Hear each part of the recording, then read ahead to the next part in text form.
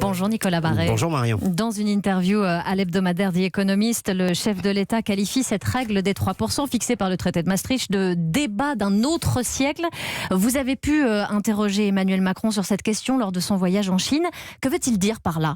Eh bien tout simplement que l'Europe a des choix stratégiques à faire parce qu'elle est en train de se faire distancer par les États-Unis et la Chine dans les technologies critiques. On pense à l'intelligence artificielle, à la 5G, au cloud. Alors pourquoi sommes-nous en train de prendre du retard dans ces technologies d'avenir? Parce que nous n'investissons pas assez, et c'est là que les règles budgétaires, comme le fameux 3% de déficit public, peuvent être stérilisantes. Il faudrait accélérer dans ces technologies ce que font la Chine et les États-Unis avec des moyens financiers considérables. Or chez nous en Europe, on freine. Et pourtant, on ne manque pas de moyens. Oui, l'Europe dégage une épargne considérable, mais une partie de cette épargne, au lieu de financer ces ruptures technologiques, finance le déficit budgétaire américain. En résumé, la Chine investit à tour de bras, les États-Unis font de même en laissant filer leur déficit, et puis nous, nous nous agrippons à des règles budgétaires qui risquent de nous faire rater ces révolutions technologiques.